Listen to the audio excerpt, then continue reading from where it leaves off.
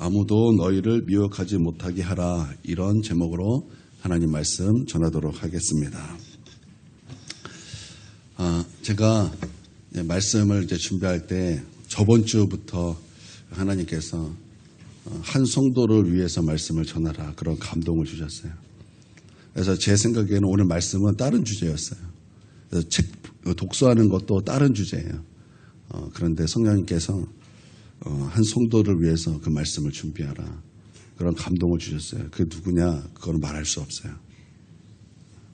그걸 말할 수 없지만 이것이 하나님께서 나에게 하시는 말씀이다라는 것으로 이렇게 믿고, 예언도 마찬가지예요. 예언도 누군가가 이 사람에게 예언을 하는데 이것을 내가 믿음으로 붙잡으면 그것이 내 예언이 되는 거예요. 마찬가지로 하나님의 말씀을 들을 때도 그것을 하나님께서 나에게 주신 말씀이다라고 내가 믿고 그 말씀을 받고 그 말씀을 기뻐하고 그 말씀의 그 심령 가운데 그 말씀을 내가 받아들이고 받으면 여러분 그 말씀은 나의 말씀이 되는 거예요. 그 말씀은 레마의 말씀이 되는 거예요.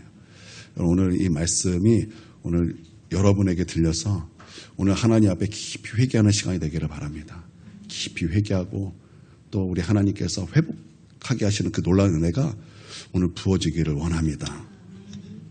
제가 회심하고 그때 다녔던 교회의 성도의 숫자는 대략 30-40명이 되었습니다. 30-40명이 되면 그 중에 인격적으로 하나님을 만나고 또 성령을 받는 사람은 대략 몇 사람 정도가 되었을까요? 적어도 20명은 됐겠죠. 이렇게 생각하실 거예요. 아닌가요? 그때 30-40명 정도가 되었는데 그때 성령을 받고 우리 하나님을 인격적으로 만나고 예수님을 정말 인격적으로 만난 사람은 딱 3명밖에 없었어요. 첫 번째는 목사님, 사모님도 성령 못 받았어요. 두 번째는 한두 달 전에 교회 다니시겠다고 등록한 여자 지사님, 그리고 세 번째 저, 딱 3명이었어요.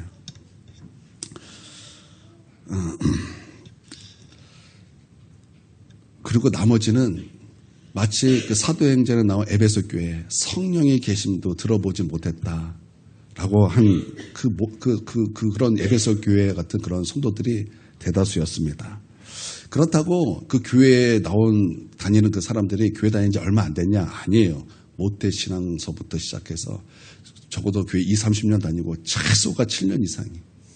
얘가 교회에 얼마나 오래 다녔겠습니까? 근데 성령 받지 못하고 예수님을 인격적으로 만나지 못한 상태에서 그냥 교회에만 열심히 다녔어요. 그때 청년 중에 나름 열심히 있었던 한 자매가 있었습니다. 그 자매는 교회에서 아이들을 율동을 가르쳤던 그런 자매입니다. 그런 달란트도 있었어요. 참 율동을 하면 그 모습이 참 이뻐 보였어요. 참 아름다워 보였어요. 그 자매가 이제 그 달란트를 가지고 그런 단체들이 있더라고요. 워십 댄스 단체, 이런 단체가 있더라고요.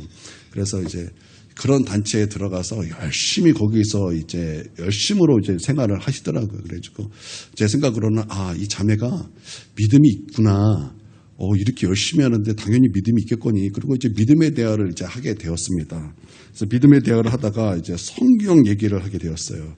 그래서 제가 성경은 우리가 절대 순종해야 될 절대 진리다. 그래서 내가 기뻐하면서 내가 주님 만난 지 얼마 안 됐거든요. 그래가지고 얼마나 막 뜨거웠겠습니까? 그래가지고 그리고 자매에게 막 이렇게 얘기하면서 할렐루야, 우리 그 말씀을 주신 우리 하나님 너무 감사하다 막 이렇게 얘기를 하는데 그 자매가 저랑 저의 말에 동의를 안 해주는 거예요. 동의를 안 해주면서 이렇게 말을 합니다. 하나님의 말씀은 성경은 이론이야. 그 말 듣고 이게 뭔 소리야? 그러니까 그 자매는 이렇게 말을 하는 거예요. 실제적으로 우리의 삶에 순종할 수 없는 거야. 그러니까 성경은 우리의 삶에 실제적으로 순종할 수 없는 것이라는 거예요. 이거 잘못 들은 줄 알았어요. 그 자매는 하나님의 말씀에 자신을 맞추겠다라는 것이 아니에요. 하나님의 말씀은 진리고 나는 틀려. 그래서 내가 사는 길은 내가 생명의 길을 가는 것은 오직 하나님의 말씀을 따라가는 길이야가 아니라 하나님의 말씀을 자신에게 맞추겠다라는 거예요. 그래서 그것을 순종할 수 없을 때는 그것은 하나님의 말씀은 순종할 수 없는 그냥 이론일 뿐이야. 이런 논지였어요. 이해가 되세요? 제 말이 무슨 말인가 이해가 되세요? 예를 들어서 우리는 주일 성수 목숨 걸고 지켜야 됩니다. 여러분 믿습니까? 왜 아멘이 적으세요? 여러분 우리 주일 성수를 목숨 걸고 지키는 거예요. 믿습니까? 여러분 목숨 걸고 지키는 거예요. 생각해 보세요. 갑자기 좀 말을 해야 되겠어요. 여러분 유대인에게 안식일은 어떤 개념이었습니까? 유대인에게 안식일은 토요일이에요. 유대인에게 안식일은 어떤 개념입니까? 예수님이 그 안식일 안 지킨다고 십자가 못 박았잖아요. 그렇죠. 유대인들의 개념은 그런 개념이에요. 이 안식일을 안 지켜? 이 안식일에 대한 집착과 이 안식일에 대한 그들이 가지고 있는 생각은 어마어마한 거예요. 상상 초월한 거예요. 그런데 그들이 예수님을 믿었어요. 믿고 나서 그 안식일이 무엇으로 완성됐다는 것을 알게 됐어요? 주일로 알게 됐잖아요. 그러고 나서 그들의 안식일이 어디로 넘어갔어요? 주일로 넘어갔어요. 예수 그리스도의 부활을 기념하는 것으로 넘어갔다고요. 자, 생각해 보세요. 그러면 그들이 지켰던 주일은 어떤 개념이겠어요? 그들이 주일을 지켰던 것은 어떤 것이겠어요? 목숨 거는 거예요. 여러분 성경은 이와 같이 주일을 지키라는 거예요. 이와 같이 주일을 지키라는 거예요. 여러분 믿으시기를 바랍니다. 네, 주일날 우리 목숨 걸고 지켜야 되는데 그런데 주일을 쉬고 싶어요. 놀러 가고 싶어요. 그러면 하나님의 말씀은 순종할 수 없는 이론이 되는 거예요. 11조도 마찬가지예요. 순종해야 될 절대 진리인 것을 믿습니까? 그런데 나는 지금 11조를 하고 싶지 않은 거예요. 하고 싶지 않아요. 내가 이 돈을 하나님께 드리면 내 삶이, 내 생활이 줄어들거든요. 난 싫다는 거예요. 그러면 어떻게 되는 거예요? 하나님의 말씀은 순종할 수 없는 이론이다. 이렇게 되는 거예요. 여러분 이 모습이 이게 명목상의 신자의 모습 아닙니까? 여러분 이 모습은 하나님의 대적자, 진리의 대적자의 모습이 아닙니까? 여러분 만약에 이런 사람이 이제 각 교회 들어온 신자를 상담을 했다고 생각해 보세요. 여러분 이것은 큰일 날 일입니다. 큰일 날 일이에요. 맹인이 맹인을 인도하여 구렁텅이에 빠지는 일이 된다는 거예요. 그러니까 여러분 교회에서 상담 받으실 때 누군가가 상담할 때 여러분 사람 잘 고르셔야 돼요. 저는요 상담을 원하지 않아요. 저에게 상담하지 마세요. 왜 상담합니까? 아니 우리의 상담자가 계시잖아요. 성령님이 계시잖아요. 성령님이 계시잖아요. 가장 우리를 진리의 길로 인도하실 성령님이 계시잖아요. 그 성령님께서 말씀을 통해서 우리를 인도하시고 이끄시고 우리를 옳은 길로 인도하시는 것을 여러분 믿습니까? 우리에게 그 놀라운 성령님을 보내주셨는데 우리 성령님을 놔두고 왜 사람에게 가서 자꾸 말을 듣고 사람에게 가서 자꾸 위로를 얻고 왜 사람에게 가서 나를 지지해달라고 말을 합니까? 여러분 하나님 우리에게 성령님을 보내주셨습니다. 십자가에 피 흘리신 예수님께서 아버지께서 성령을 받으셔서 우리에게 성령을 보내주셔서 그 성령님을 보혜사라고 하시는 거예요. 보혜사가 뭐예요? 우리의 카운셀러예요. 우리를 도와주시는 분이에요. 우리를 변호해 주시는 분이에요. 우리가 헤맬 때 무엇이 바른 진리인가 무엇이 바른 길인가를 알려주시는 분이라고요. 여러분 믿으시기를 바랍니다.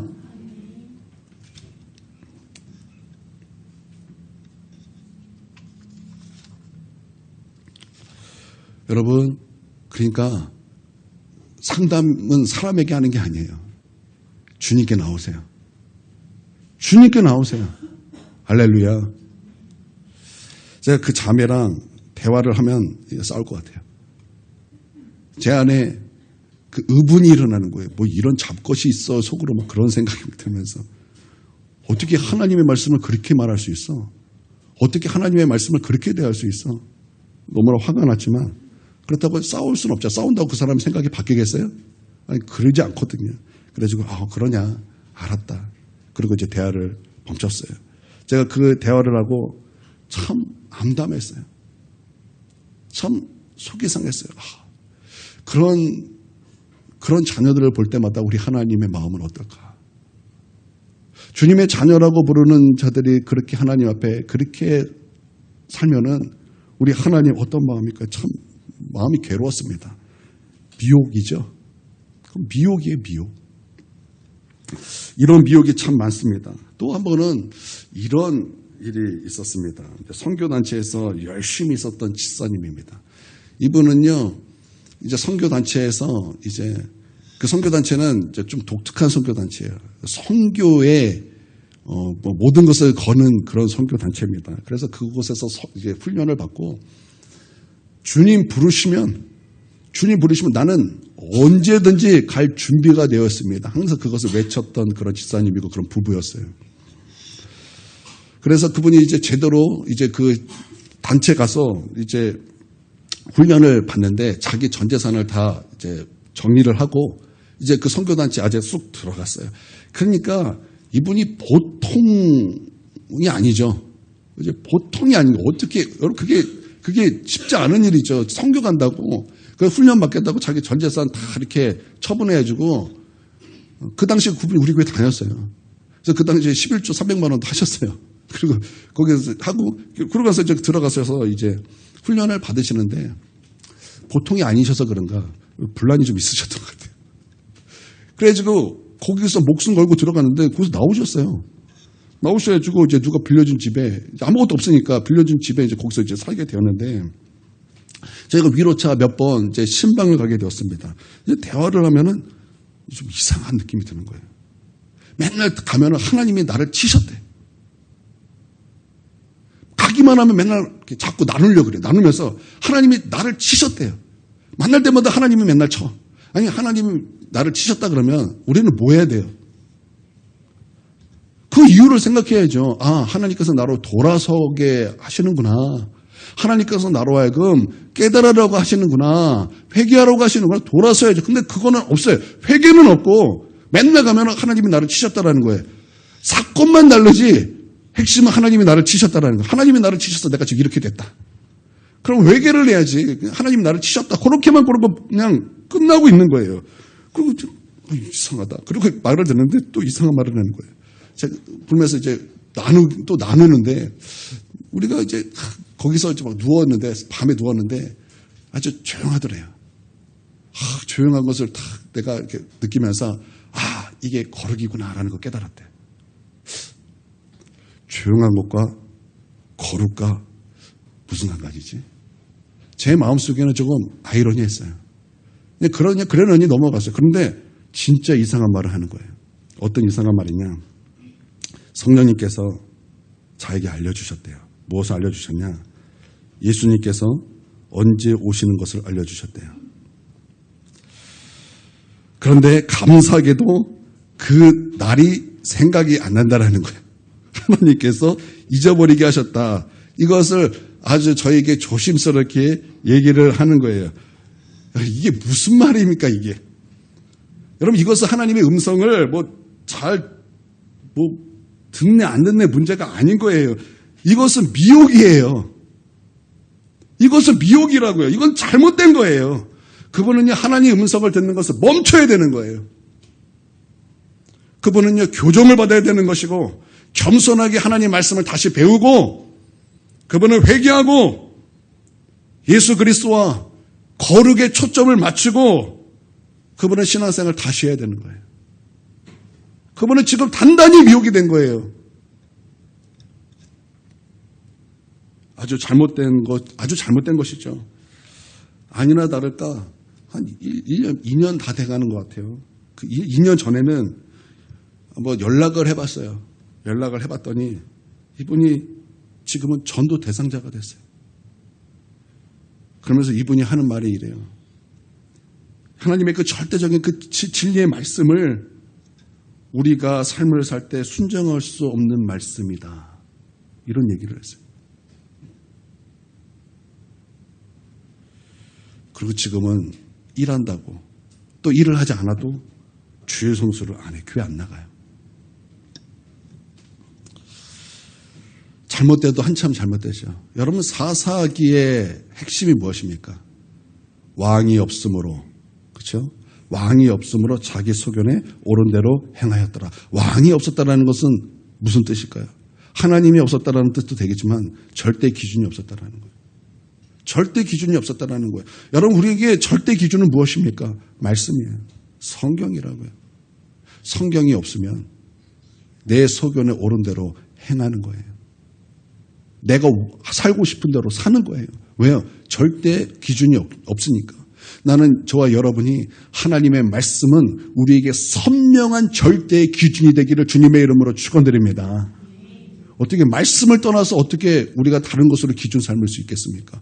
우리에게 절대 기준, 선명한 절대 기준은 하나님의 말씀이라는 거예요. 제가 여기서 깨달아서 미혹을 받은 사람의 특징은 하나님의 말씀을 이토록 가볍게 여기는구나. 미혹에 당한 사람의 특징은 이토록 하나님의 말씀을 가볍게 여긴다. 우리 옆 사람하고 인사하도록 하겠습니다. 미혹받은 사람의 특징은 이토록 하나님의 말씀을 가볍게 여깁니다. 시작.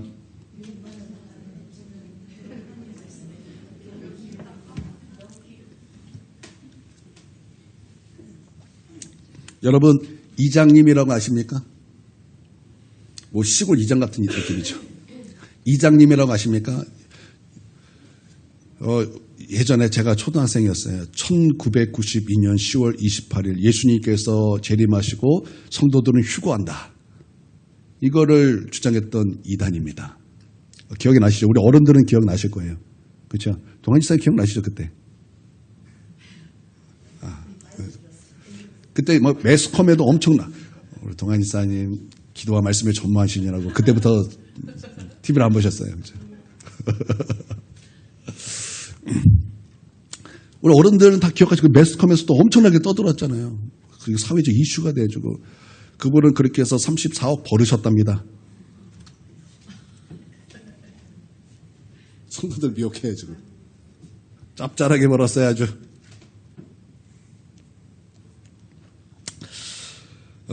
마태복음 24장 36절에는요 이렇게 기록되어 있어요. 그러나 그 날과 그때는 아무도 모르나니 하늘의 천사들도 아들도 모르고 오직 아버지만 아시느니라. 여러분 믿습니까? 예수님이 다시 오시는 것은 아들도 모르는 거예요. 그건 아버지만 아시는 거예요. 여러분 누군가가 예수님 언제 오신다라고 말을 한다면 당장 그 사람하고 뒤돌아서기를 바랍니다. 그는 여러분을 미혹해 하는 자예요. 그런데 이 이장님이 마태복음 24장 36절의 말씀에다가 이 말씀과 조금 더 상관없는 아모스 3장 7절 말씀을 들이댔어요. 주 여호와께서 자기의 비밀을 그중 선지자들에게 보이지 아니하시고는 결코 행하심이 없으시리라. 여호와의 증인이 이런 얘기하죠. 말씀에는 짝이 있다. 그래서 이사야 말씀을 가지고 말씀에 봐라 말씀이 짝이 있다고 말씀하지 않느냐. 그러면서 말씀에는 짝이 있다. 그래서 엉뚱한 말씀 짝 맞춰서 이상한 말을 만들어냅니다. 근데 이 사람뿐만 아니라 여러 사람들이 말씀에 짝이 있다 그러면서 엉뚱하게 이제 말씀을 엮어서 해석합니다. 근데 성경에 말씀이 짝이 있다는 말씀이 나오긴 해요. 근데 말씀이 짝이 있다라는 그 말은요. 말씀이 서로 짝이 있다는 말이 아니라 암수가 짝이 있다라는 그 말씀이거든요. 그러니까 암수가 짝이 있다라는 것을 엉뚱하게 일단 해석한 거죠. 그러니까 이단이죠. 그래서 아무 말씀이나 들이대고 그 말씀의 원뜻을 바꾸려고 하면은 안 되는 거예요. 말씀은 반드시 문맥을 봐야 되고 문맥에 입각해서 그 말씀을 해석해야 올바른 해석이 되는 것입니다. 아모스 3장 7절의 말씀은 하나님이 일하시는 일반적인 원칙에 관하여 말을 한 것입니다.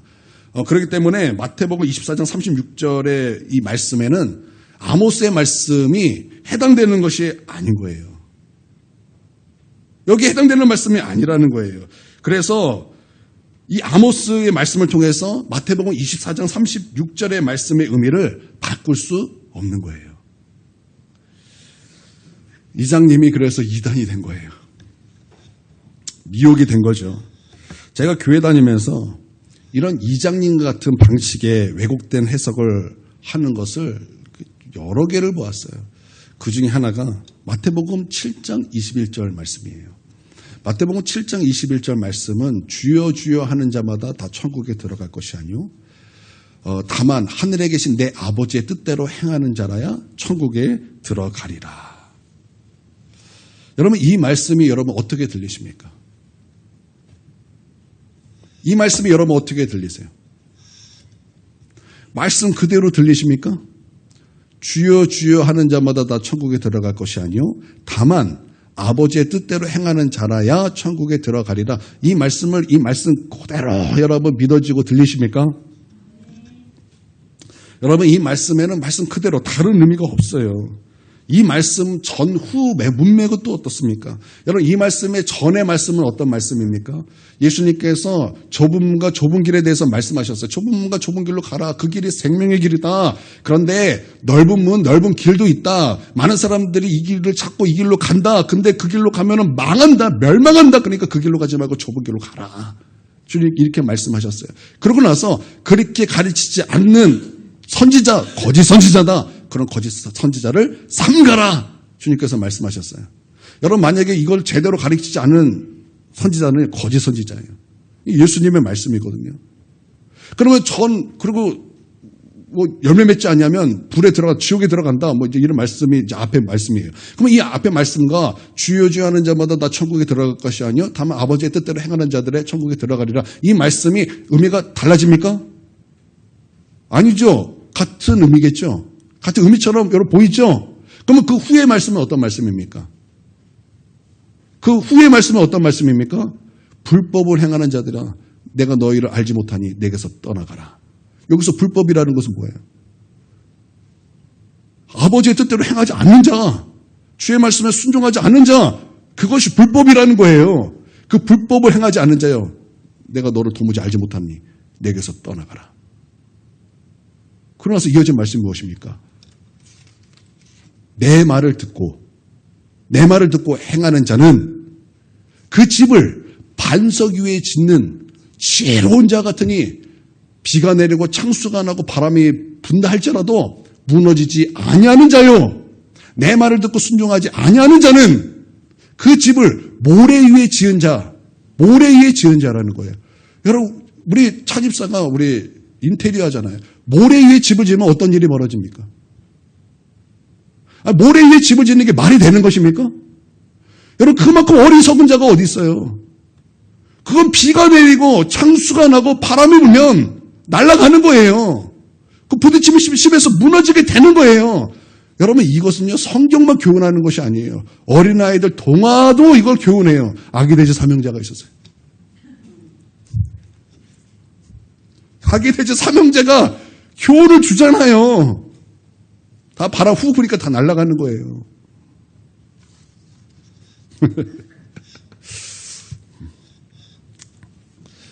문맥을 봐도 예수님이 선포한 말씀은 있는 그대로의 말씀입니다. 여러분 이것을 믿습니까?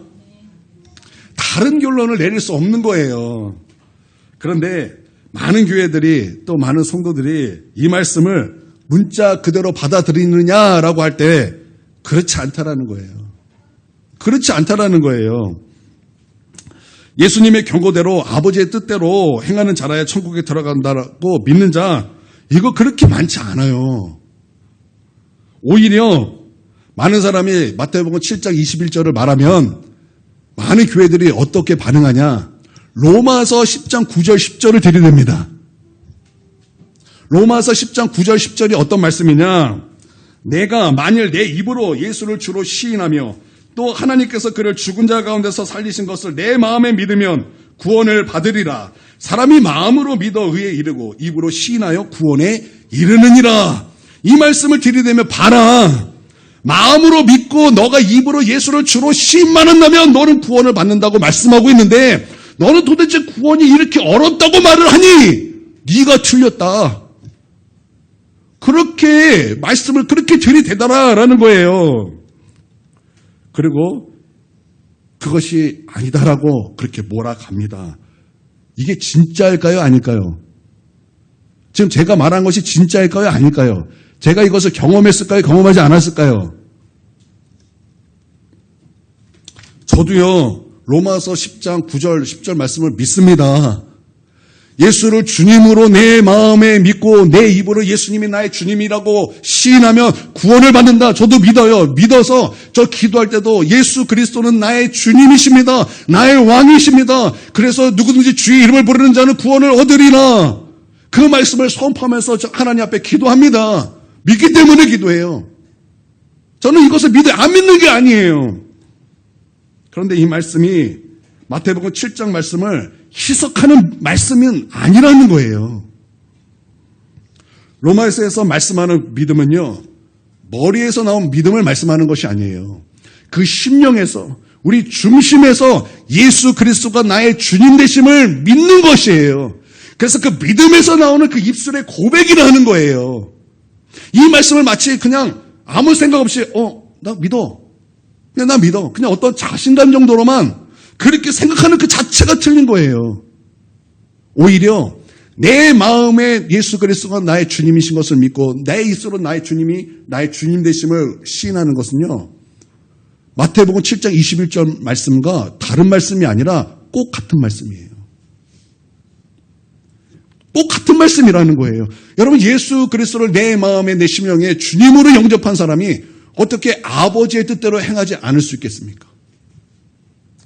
어떻게 아버지의 뜻대로 순종하며 살지 않을 수 있겠습니까? 그럴 수 없는 거예요. 여러분, 예수 그리스도가 나의 주님이 되시면 오직 사나 죽으나 예수를 위하여 사는 것입니다. 사나 죽으나 예수를 위하여 사는데, 사나 죽으나 예수 그리스도를 위해 사는 것은 먹는 것도 주를 위하여, 입는 것도 주를 위하여, 공부하는 것도 주를 위하여, 일하는 것도 주를 위하여, 내 모든 사는 것이 주를 위하여. 주를 위하는데 어떻게 아버지의 뜻대로 살지 않을 수 있겠습니까? 여러분, 예수 그리스도가 나의 주님이라고 말하는 그것은요, 단순히 고백이 아니에요. 여러분, 이 성경 시대를 이해하셔야 돼요. 여러분, 주님이라고 부를 수 있는 것은 황제 외에는 할 수 없었어요. 근데 그것을 예수 그리스도께로 고백한다? 그것은 목숨 거는 일이에요. 목숨 걸고 믿음 생활하는데 어떻게 미지근하게 신앙생활합니까? 어떻게 대충 신앙생활합니까? 어떻게 그렇게 주의 성서를 가볍게 여기고, 어떻게 11조를 가볍게 여기고, 어떻게 기도를 가볍게 여기고, 어떻게 헌신과 충성을 기도하는 걸 가볍게 여길 수 있겠습니까? 어떻게 사랑하는 거, 자비하는 거, 어떻게 충성하는 거, 절제하는 거, 온유한 거, 어떻게 이런 것들이 다 가벼울 수 있겠습니까? 어떻게 좁은 길로 가는 것이 가벼울 수 있겠습니까? 그럴 수 없는 거예요. 그러니까 마태복음 7장 말씀과 로마서 10장 말씀은요, 다른 말씀이 아니라고요. 같은 말씀이라는 거예요. 이게 왜 오늘날 이렇게 해석을 하냐? 미혹됐기 때문에 그렇더라는 거예요. 미혹됐기 때문에. 그러므로 여러분, 주여 주여 그렇게 고백을 하면서 그렇게 우리의 믿음을 시인하면서 아버지의 뜻대로 사는 것에 대해서 무관심하지 않게 되기를 주님의 이름으로 축원드립니다.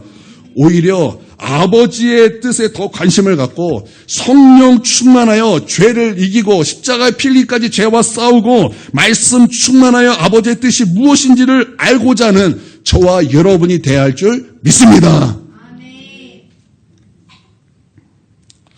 그러니까 예수님을 뜨겁게 믿을 수밖에 없죠. 진짜 예수님을 믿는다면 어떻게 미지근하게 예수님을 믿을 수 있겠습니까? 여러분, 정말 미혹되지 않고 뜨겁게 예수님 믿기를 바랍니다. 말씀은 아무도 너희를 미혹하지 못하게 하라 이렇게 말씀하고 있어요. 그 누구도 여러분을 미혹해 하지 말라는 거예요. 누가 여러분을 미혹해 합니까? 여러분, 누가 여러분을 미혹해 합니까?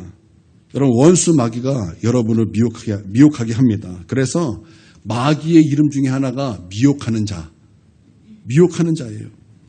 마귀는요, 사람을 통해서 미혹합니다. 씨 뿌리는 비유를 보면은 씨 뿌린 자가 나가서 하나님의 말씀을 뿌립니다. 그러자 새가 날아와서 말씀의 씨앗을 뺏어갑니다. 여러분이 꿈을 꾸다가 새가 나타났어요. 그래서 이것이 무슨 뜻이냐, 어떻게 해석해야 되냐라고 말할 때 성경에서 새는요, 마귀예요. 새가 날아든다, 마귀가 날아든다. 꿈에서 여러분이 새가 날아들었습니까? 마귀가 날아든 거예요. 비둘기가 날아들었나? 그건 좀 다른 문제죠. 우리가 저번 주에 대청소 하는데, 그렇죠? 대청소 하려고 남자들 집에 들어갔더니 비둘기가 있는 거예요. 성령의 비둘기같이 임하셔야 되는데 진짜 비둘기가 왔어요. 비둘기가 와가지고 제가 며칠 전부터 희한한 거예요. 이 화장실 창문 앞에 우리 김 권사님이 이렇게 준 방향제가 있었어요. 거기에 내가 올려놨단 말이죠. 근데 어느 날 떨어져 있는 거예요. 누가 떨어뜨렸지? 이게 기울어졌나? 봤더니 기울어지지도 않았어요. 평평해요. 다시 올려놨어요. 다음날 떨어져 있고 나무 쪼가리가 몇 개가 있는 거예요. 도대체 누구지? 이거를 떨어뜨릴 사람이 있나? 하율이 화장실 가다 떨어뜨렸나? 아닌데. 걔가 그럴 리가 없는데. 걔는 그런 거 관심도 없는 애인데. 누구지? 잠깐만, 내가 이렇게 다 확인하고 갔는데 내 뒤에 오시는 분이 김 지사님인데. 김 지사님 오셔서 떨어뜨리고 가셨어. 그럴 분이 아닌데. 도대체 누구지? 막 그러겠는데 그 범인을 내가 알아냈어요. 비둘기였어요. 비둘기. 그래서 비둘기가 우리가 화장실 어싱거리니까 비둘기가 그 건너편에 그 창가에서 이렇게 입에 나뭇가지 딱 물고 이렇게 두리번 대고 있더라고요. 그래서 비둘기가 여기 들어오면 더러워진다. 그럴 수 없어. 그래 다 쳐버렸어요. 그리고 비둘기가 못 들어오게 창문을 각도를 맞춰서 열어놨어요. 그렇다고요.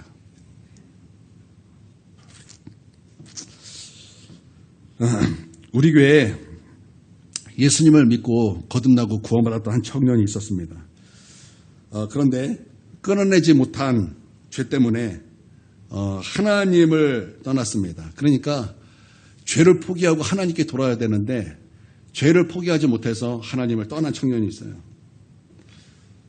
이 청년이 그래도 믿음이 있을 때는 회개하고 돌아오고 그래서 이 청년이 토요일마다 하나님 앞에 기도하는 것이 참 은혜로웠어요. 왜냐하면 일주일 동안 내내 째짓다가 토요일에 와서 회개하니까 얼마나 간절하게 해서 그 기도를 들으면 정말 우리 하나님 긍휼히 여기실 거야. 그래 하나님이 너무나 사랑하실 거야. 막 그런 청년이었어요. 근데 이 청년이 이제 예배를 못 드리는 그런 상황이 됐어요. 그러니까 죄를 이겨낼 수 있는 힘이 완전히 사라진 거예요. 회개할 수 있는 모든 것들이 다 이게 안 되는 거예요. 그러다가 이 청년이 도저히 안 되는 거예요. 이 양심의 그 가책 때문에 도저히 안 되겠는 거예요. 그래가지고 하나님을 떠나겠다고 연락이 왔어요. 하나님을 떠나겠다. 나는 이제 하나님을 못 믿겠다. 그리고 이제 하나님을 떠났어요. 너무 마음이 아프죠. 너무나 사랑했던 청년이었는데 마음이 아파요. 아니, 난 딴 교회 가면 막 축복해주고 너무 기뻐했을 것인데,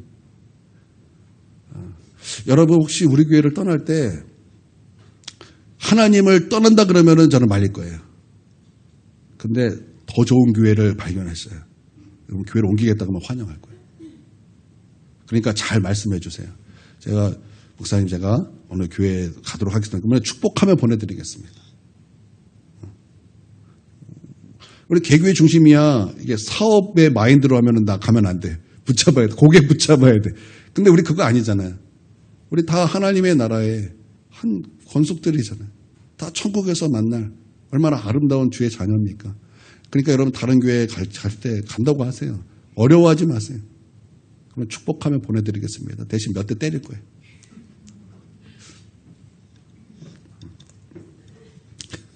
여기서 웬만하면 은혜 받으십시오. 네, 말실수한 거 아닌가 모르겠네. 여기에 제 말에 막 용기를 내서 그러실 분은 없길 바랍니다. 그 청년을 한참 후에 만났어요. 만나가지고 종종 만나게 되더라고요. 그래서 제가 솔직히 물어봤어요. 야, 너 천국과 지옥이 있었던 것도 알고 하나님을 만나서 하나님 계신 것도 알고 예수님의 십자가도 경험해서 너 알고 있다. 그런데 지금은 천국과 지옥 생각나냐? 하나님 생각나냐? 예수님의 십자가 생각나냐? 그러면 보통은 그래도 생각나죠. 막 그럴 법한데 솔직하게 얘기를 해줘요. 제가 너무 궁금했어요. 제가 목회를 하면서 다른 사람이 너무나 많으니까 이제 목회를 하면서 이제 영적으로는 말씀으로는 그럴 때 분별해서 이런 상황이 있다 이렇게 저는 알아요. 근데 그것이 실질적으로도 그런가? 그게 너무 궁금한 거예요. 그래서 내가 물어봤어. 물어봤더니 솔직하게 얘기를 해주더라고요. 생각이 안 난대요. 천국과 지옥 생각 안 난대요. 하나님 생각 안 난대요. 맞아. 그렇지. 왜 생각이 안 날까요? 왜 생각이 안 날까? 새가 와서 먹어버렸기 때문에 그런 거예요. 새가 와서 먹어버렸어요. 마귀가 와서 그 말씀을 뺏어갔기 때문이다라는 거예요. 그러니까 더 이상 말씀이 없으니까 이제 더 이상 양심의 가책이 이제 없죠. 이기적으로 살아도, 욕심으로 살아도, 불순종으로 살아도, 음란함으로 살아도 그것이 죄라고 이제 생각되어지지 않는 거예요. 말씀이 없으니까. 말씀이 빼앗기니까. 그러니까 말씀이 빼앗기고 그 영혼이 혼미하게 된 거예요. 어두워졌다라는 거예요. 여러분, 하나님께서 천지를 창조하셨어요. 창세기 1장 1절 하나님께서 천지를 창조하시니라. 창세기 1장 2절. 자, 시작. 땅이 혼돈하고 공허하며 흑암이 깊음 위에 있고 하나님의 영은 수면 위로 운행하시니라. 그렇죠? 그러니까 하나님께서 천지를 창조하실 때 하나님께서 창조하시기 이전의 모습은 어떤 모습이었다라는 거예요. 땅이 혼돈하고 공허하며 흑암이 깊음 위에 있고, 얼마나 흑암이 강렬했으면 깊음 위에 있다라고 표현을 하겠어요. 캄캄했다라는 거예요. 어두웠다라는 거예요. 그때 영원하신 하나님의 말씀이 선포되는 거예요. 빛이 있으라 하시니 빛이 있었고, 여러분, 하나님의 말씀이 선포되자 공허가, 혼돈이, 흑암이 완전히 사라지고 하나님의 질서가 세워지기 시작한 거예요. 하나님의 말씀이 들어가면 공허가 사라지는 거예요. 하나님의 말씀이 들어가면 혼돈이 사라지는 거예요. 하나님의 말씀이 들어가면 어둠이 사라지는 거예요. 그런데 말씀이 빼앗겼어요. 말씀이 빼앗기는 것, 그러면 어떤 일이 벌어져요? 다시 창세기 1장 2절로 돌아가는 거예요. 어떤 상태가 되는 거예요? 혼돈이 되는 거예요. 땅이 뭐예요? 땅, 여러분 히브리어가 참 재밌는 게 있어요. 땅, 아담, 사람 같은 거예요. 땅, 아담, 사람. 그러니까 땅이 저주를 받아서 무엇을 내요? 가시와 엉겅퀴를 내죠. 그렇죠? 땅이 저주를 받았죠. 여러분 무엇으로 창조됐어요? 땅으로, 흙으로 창조되었잖아요. 말씀으로 창조됐죠. 재료가 뭐예요? 재료가. 땅이 흙이라고요. 흙이 그런 것처럼 여러분 가만히 있어도 무엇이 여러분 나와요? 가시가 나오고 엉겅퀴가 나온다고요. 여러분이 가만히 있어도 여러분 삐뚤어진 마음이 나와요. 가만히 있어도 불순종이 막 올라온다고요. 가만히 있어도 여러분 가시가 막 올라온다고요. 이런 욕심이 여러분에게 있다고요. 욕심대로 살면 죽을 것이요, 성령을 따라 행하면 생명을 얻을 것이니 육체대로 살지 말고 성령을 따라 행하라. 그러면 살리라. 믿습니까? 말씀을 빼앗기면 어떤 일이 벌어져요? 말씀을 빼앗기면 돌아가는 거예요. 어두워지는 거예요. 공허하고 혼돈스러워지는 거예요. 질서가 없는 그때로 돌아가는 거예요. 여러분 삶에 질서가 없어요? 여러분 하는 것에 질서가 없어요? 그러면 깨달으라고요. 말씀 빼앗겼구나. 회개해야 되는구나. 돌이켜야 되는구나. 하나님과 바른 관계를 맺어야 되는구나. 돌이키라. 하나님께서 지금 여러분에게 하나님께서 가슴을 치고 계세요. 가슴을 치고, 가슴을 치면서 돌아오라. 돌아오라. 오라. 우리 함께 변론하자. 너희 죄가 주홍 같을지라도, 너희 죄가 진홍 같을지라도 나에게 돌아오면 내가 너희를 흰눈과 같이 깨끗하게 할 것이요, 양털과 같이 깨끗하게 할 것이다. 돌아오라. 돌아오라. 주님 그렇게 가슴 치고 있는 것을 여러분 그거 보실 수 있어야 돼요. 그거 보셔야 된다고. 보셔야 되고. 여전히 나에게 하는 말씀 안 같죠? 여러분에게 하시는 말씀이라고요. 저와 여러분에게 하시는 말씀이라고요. 미혹하는 자, 이 미혹하는 자는 사람을 통해서 우리를 미혹합니다. 때로는 목사를 통해서 여러분을 미혹합니다. 저요 완전한 자 아니에요. 저라고 뭐 늘 맞는 말만 하겠습니까? 저라고 틀린 말 많이 해요. 어쩔 때는요, 이 말씀 아닌데 내가 이렇게 전했네.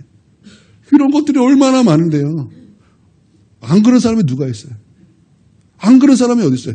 내가 그 목사님 밑에서 정말 잘 배웠다, 진리로 배웠다라고 말했는데 지나고 보니까 그게 아니었던 것이 얼마나 많은데요. 얼마나 많은데요.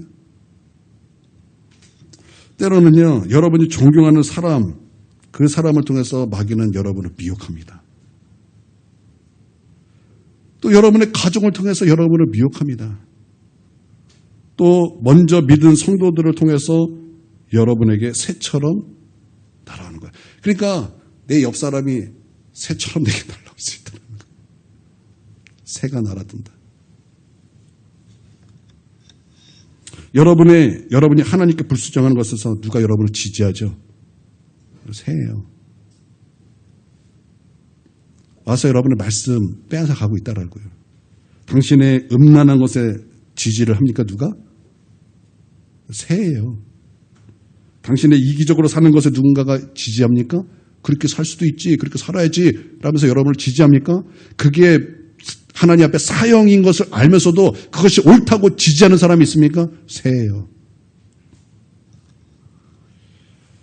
여러분이 세상 사는 것에 대해서 여러분을 누군가가 지지합니까? 그래서 그것이 여러분에게 큰 위로가 됩니까? 근데 그것이 새라는 것을 아셔야 됩니다. 그것이 여러분에게 다가오는 마귀의 미혹인 것을 아셔야 되는 거예요.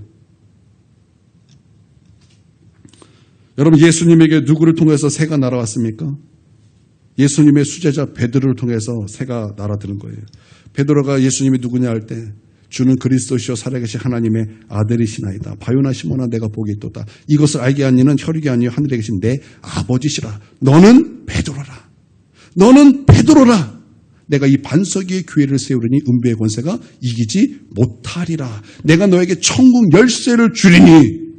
천국 열쇠를 주리니. 베드로는 천국 열쇠까지 받았어요. 얼마나 놀라운 칭찬입니까? 그 믿음의 고백 하나로 그 반석 위에 교회를 세우고 음부의 권세가 능히 이기지 못할 교회라고 주님께서 약속하셨고 천국 열쇠까지 받았어요. 이처럼 놀라운 축복이 어디 있습니까? 그러고 나서 예수님께서 이제 제자들에게 처음으로 고백을 하십니다. 뭘 고백하시냐? 예수님께서 이제 십자가에 달려 고난당하셔서 죽으시고 3일 만에 다시 살아날 것이라고 주님께서 이제 알려주세요. 그리스도의 그 절정의 그 사역을 제자들에게 알려주실 때 베드로가 무엇합니까? 새가 됩니다. 새가 됩니다. 새가 돼서 누구를 미혹해요? 누구를 미혹합니까? 예수님을 미혹하잖아요. 예수님을 미혹하잖아요. 예수님 그럴 수 없습니다. 예수님 십자가 지시는 거 다시 생각하세요. 그럴 수 없습니다. 라고 말할 때 예수님이 뭐라고 대답하셨습니까? 사탄아 내 뒤로 물러가라. 너는 나를 넘어지게 하는 자로다. 너는 하나님의 일을 생각하지 아니하고 하나님의 일을 생각하지 아니하고 도리어 사람의 일을 생각하는 듯. 사람의 일을 생각하는 듯. 하나님의 일을 생각하지 아니하고 사람의 일을 생각하는 듯. 예수님의 수제자 베드로를 통해서도 새가 날아왔는데 여러분 목사를 통해서 새가 왜 안 날아오겠습니까? 여러분이 존경하는 사람을 통해서 왜 새가 안 날아옵니까? 여러분의 가족을 통해서 왜 새가 안 날아온다고 생각합니까? 여러분 먼저 믿는 자를 통해서 왜 새가 안 날아온다고 생각합니까? 그러니까 아무도 여러분을 미혹하지 못하게 하십시오. 아무도 여러분을 미혹하지 못하게 하시기를 주님의 이름으로 축원드립니다. 진리에 관심을 갖고 하나님 앞에 늘 회개하기를 힘쓰고 죄를 포기하고 하나님의 뜻이 무엇인가를 기뻐하고 여러분 그럴 수 있기를 바랍니다. 또 마귀는요. 우리 마음에서 우리를 미혹합니다. 특히 욕심을 가지고 있을 때 욕심으로 우리를 미혹한다라는 거예요. 야고보서 1장 14절에 오직 각 사람이 시험을 받는 것은 자기의 욕심에 끌려 미혹됨이니 그 다음에 너무나 유명한 말씀이 나와요. 욕심이 잉태한 즉 죄를 낳고 죄가 장성한 즉 사망을 낳느니라. 그러니까 욕심 전에 무엇이 있다라는 거예요? 미혹이 있다라는 거죠. 그렇죠? 미혹하는 자가 무엇으로 우리를 미혹합니까?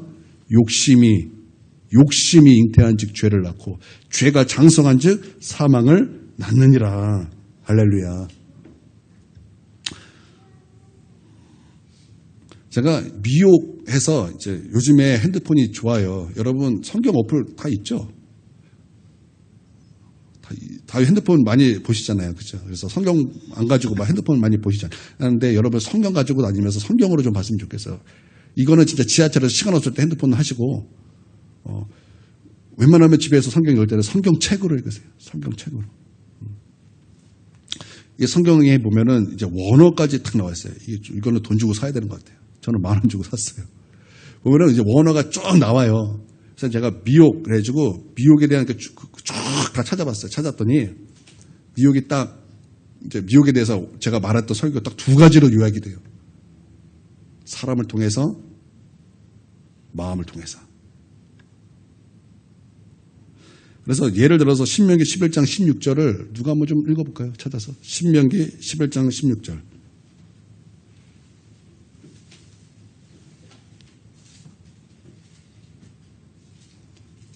미혹 딱 쳤더니 신명기부터 나오더라고요.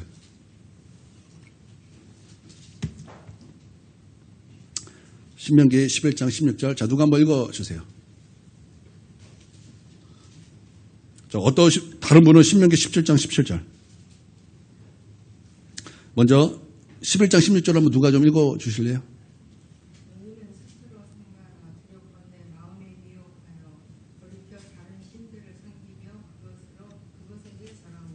아멘. 자, 여기서 미혹에 대해서 뭐라고 말씀하고 있어요? 어디에 미혹이에요?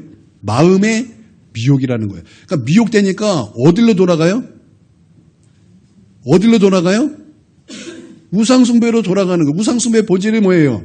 우상숭배는 그냥 우상숭배가 아니에요. 우상숭배하는 이유가 뭐예요? 나를 위하여, 성경 항상 앞에 반드시 나와요. 나를 위하여 우상숭배하지 마라. 내 욕심이라는 거예요. 내 욕심. 그래서 여러분 골로새서에 보면은 탐심은 곧 우상숭배니라 말씀하고 있죠. 그렇습니다. 그리고 저기 신명기 17장 17절 한번 누가 한번 읽어 주실래요?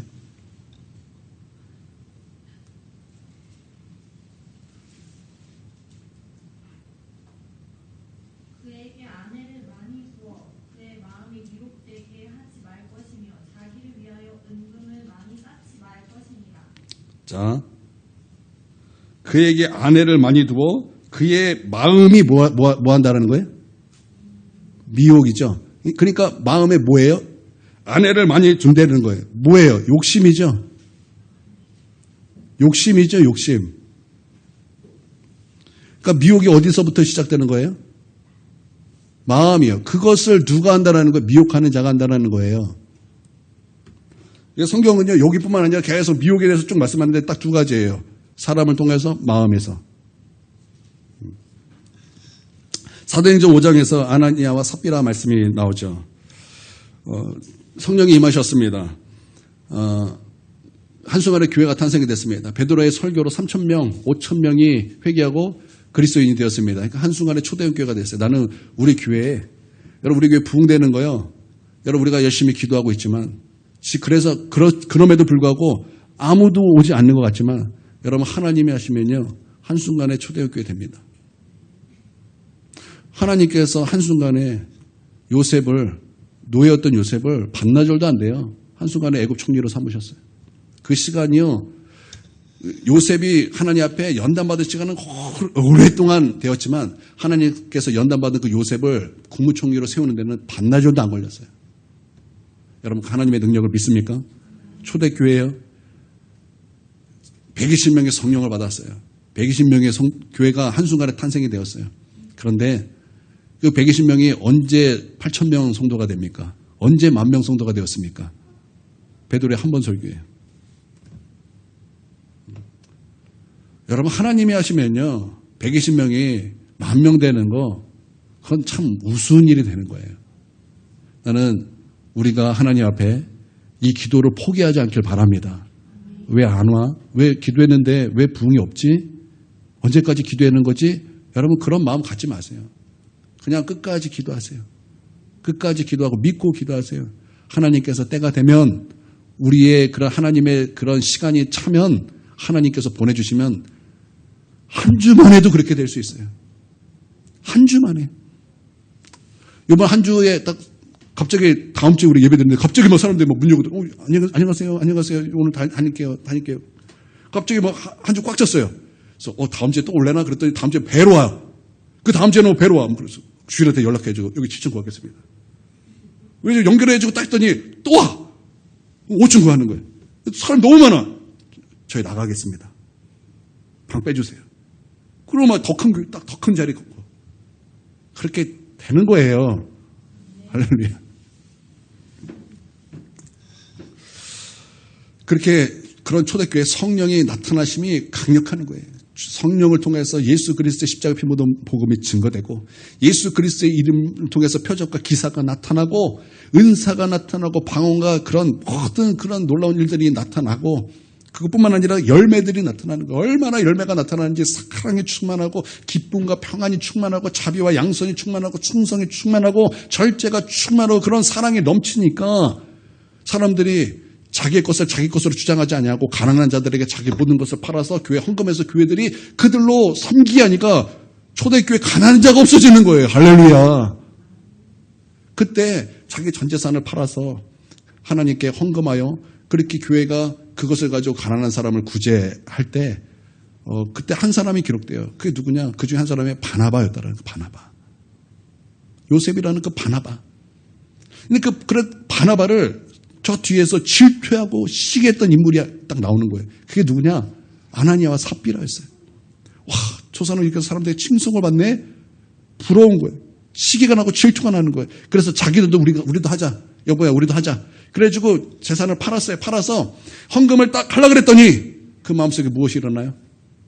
욕심이 일어나는 거야. 다 드리려고 그랬더니 내가 다 드리면 내 노후 생활은 갑자기 이제 그런 생각이 드는 거죠. 갑자기 정신이 바짝 차려지는 거죠. 그러니까 여기서 그냥 사실 있는 대로 얘기를 하면 되거든요.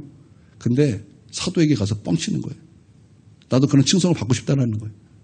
뻥쳐서 뭐라 그럽니까? 얼마 동안 숨기고 조금 갖고 가가지고 이것이 판 전부입니다. 라고 거짓말을 하죠. 거기에는 욕심이 들어가 있는 거예요. 그랬더니 베드로 안에 있는 그 성령을 통해서 베드로가 보는 거예요. 무엇을 보냐? 아나니아 삽비라 안에 마귀가 가득하고 30 안에 있는 그 마귀가 가득한 것을 보는 거예요. 그러니까 마귀가 무엇으로 그들을 미혹한 거예요? 그 마음의 탐심. 그 마음의 탐심으로 미혹했다라는 거예요. 할렐루야. 여러분, 탐심이 여러분을 미혹하지 않게 하십시오. 탐심으로 악한 마귀가 여러분을 미혹하지 않게 하십시오. 여러분이 탐심이 들어옵니까? 여러분 그걸 깨십시오. 죄에 대한 욕심이 들어옵니까? 여러분 방향을 트십시오. 얼른 회개하세요. 얼른 회개하고 돌이키십시오. 그래야 여러분 삽니다. 그래야 여러분 성령을 따라 행할 수 있습니다. 회개하십시오. 이거는 뒤로 미룰 문제가 아니라고요. 여러분 안에 욕심이 있죠. 죄를 향한 욕심이 있죠. 불순종을 향한 욕심이 있죠. 내가 이기적으로 살고자 하는 욕심이 있죠. 그 욕심이 있어서 그것을 나를 지지해 주십시오 그러잖아요. 그 욕심이 있어서 나를 지지해 주는 사람이 좋지 내 욕심을 말하는 사람 만나고 싶지 않잖아요. 그게 들려오는 하나님의 음성인데 깨달으라고 주시는 하나님의 음성인데 듣기 싫어하잖아요. 너의 육체의 정욕으로 사는 거 그 욕심이 우리 가운데 다 있잖아요. 돌이켜야 돼. 돌이켜서 욕심대로 살지 않고 성령의 인도를 받고자 성령을 따라 행하고자 여러분 얼른 돌이키십시오. 회개하고 성령 충만하십시오. 말씀 충만하십시오. 성령으로 돌아가고 말씀으로 돌아가십시오. 할렐루야. 여러분 그럴 수 있는 저와 여러분이 되길 바랍니다. 돌이키세요. 돌이키셔야 됩니다. 그래야 삽니다. 그래야 사는 거예요. 교회 나온다고 다 천국 가는 거 아니에요. 교회 나온다고 다 훌륭한 믿음이 아니라고요. 여러분 먼저 우리의 죄를 돌이키셔야 돼요. 이 죄가 얼마나 나에게 덕지덕지 붙여서 욕심이 얼마나 덕지덕지 붙여서 떨어지지 않는가. 이 거머리보다 더 거머리 같은 놈들. 여러분 이것을 회개하며 떼어내라고요. 이 음란함을 떼어내고 이기심을 떼어내고 시기 질투를 떼어내고 미워하는 마음을 떼어내고 용서하고자 하지 않은 마음을 떼어내고 사나운 마음을 떼어내고 분노하는 마음을 떼어내고 이렇게 살면 지옥 간다. 하나님 나를 살려달라고 하나님 앞에 몸부림치면서 여러분 회개가 필요하다고요. 여러분 믿습니까? 여러분 회개하여 아무도 여러분을 미혹하지 못하게 하시길 주님의 이름으로 축원드립니다. 마지막으로 한 가지 더. 이거 하고 마치겠습니다. 진짜 중요한 거. 회개하는 것보다 같이 중요한 거. 미혹에 대한 책임은 누구에게 있을까요? 미혹에 대한 책임은 누구에게 있을까? 성경은요, 미혹받은 것에 대한 책임은 마귀에게 있다 이렇게 말하지 않아요. 분별해야 될 책임이 우리에게 있다고 말해요. 신자에게 있다. 데살로니가 오늘 본문 말씀이에요. 오늘 본문 말씀 한번 다시 읽어보겠습니다. 자, 시작. 악한 자의 나타남은 사탄의 활동을 따라 모든 능력과 표적과 거짓 기적과 불의와 모든 속임으로 멸망하는 자들에게 있으리니 이는 그들이 진리의 사랑을 받지 아니하여 구원함을 받지 못함이라. 이러므로 하나님이 미혹의 역사를 그들에게 보내사 거짓 것을 믿게 하심은 진리를 믿지 않고 불의를 좋아하는 모든 자들로 하여금 심판을 받게 하려 하심이라. 아멘. 이 말씀에 미혹이 나오는데요. 누구에게 미혹이 임한다고 말씀합니까?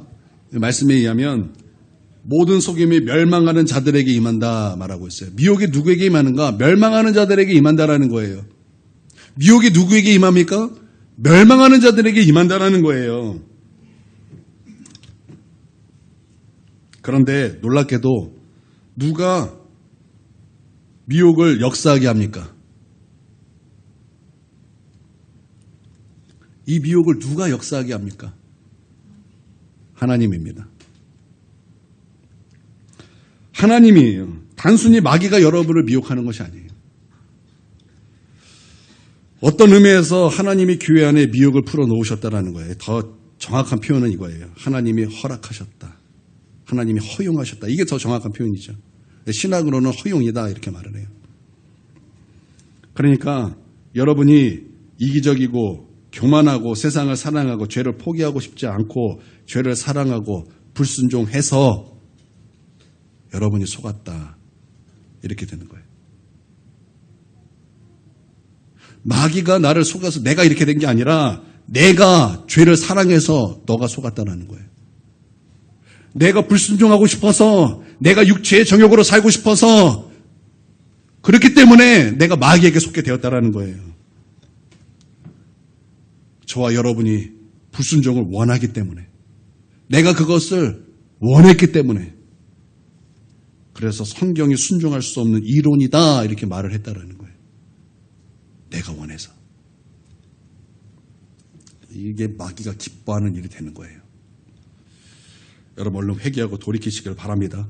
그리고 진리를 사랑하시기를 바랍니다.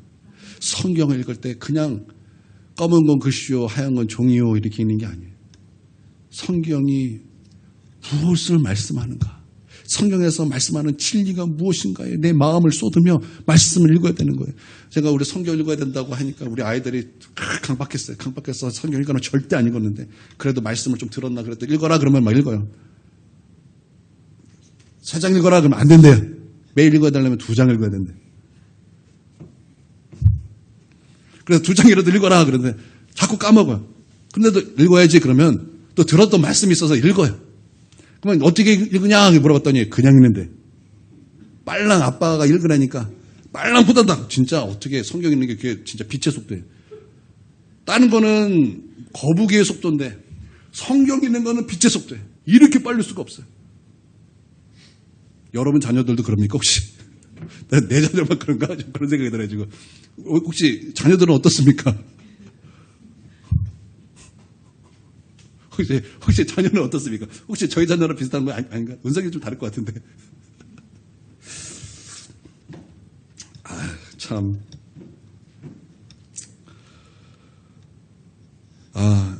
왜 우리가 진리를 사랑하지 않죠? 그건 불의를 좋아하기 때문에 그래요. 육신의 정욕을 좋아하기 때문에, 안목의 정욕을 좋아하기 때문에, 이생의 자랑을 좋아하기 때문에 그래요.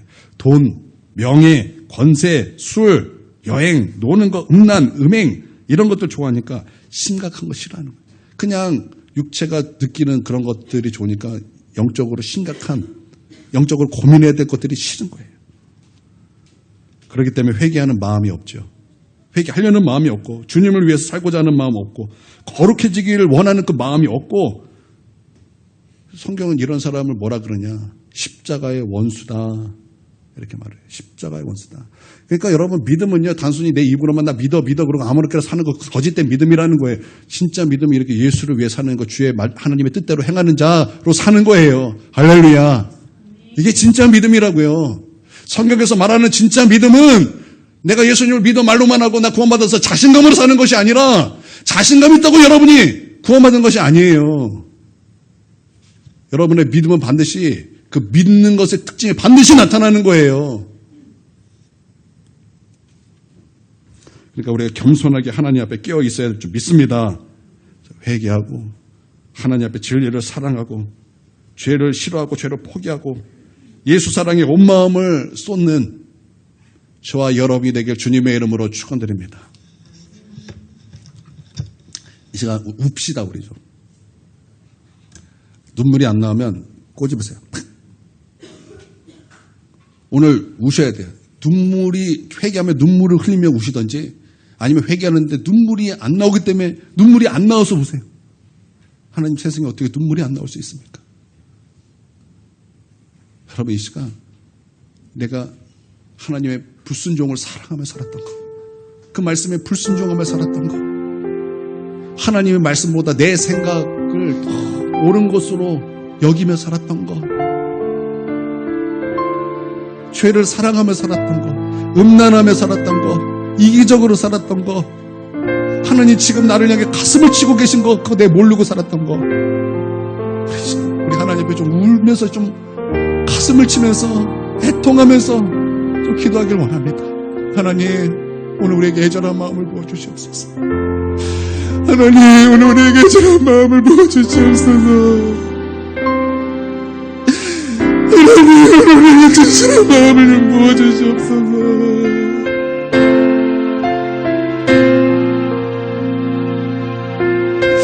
아버지, 우리에게 애절한 마음을 부어주시옵소서.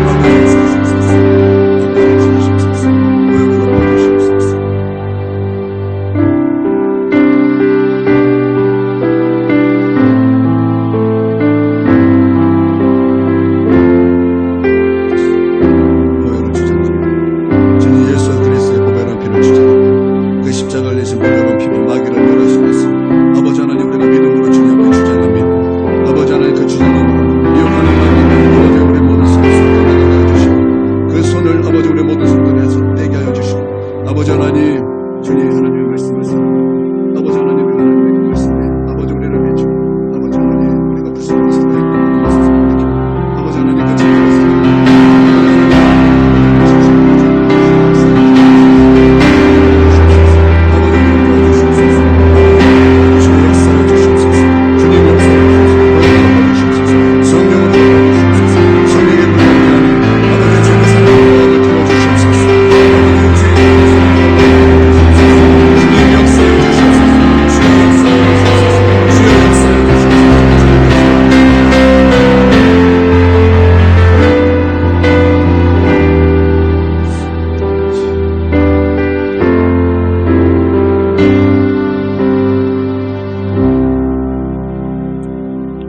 우리 주 예수 그리스도의 구속하신 은혜와 아버지 하나님의 부응하신 사랑과 우리를 정결케 하시고 샘을 주시고 위로하시고 승리를 주시는 우리 주 성령의 교통하심이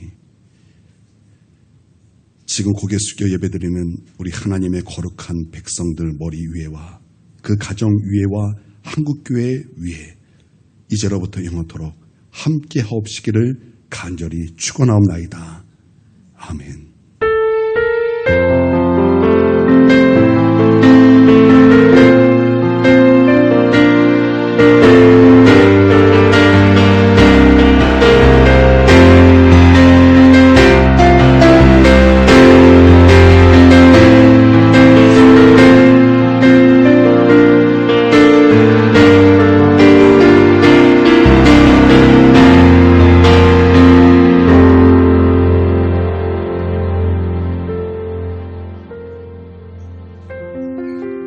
예배를 마치겠습니다.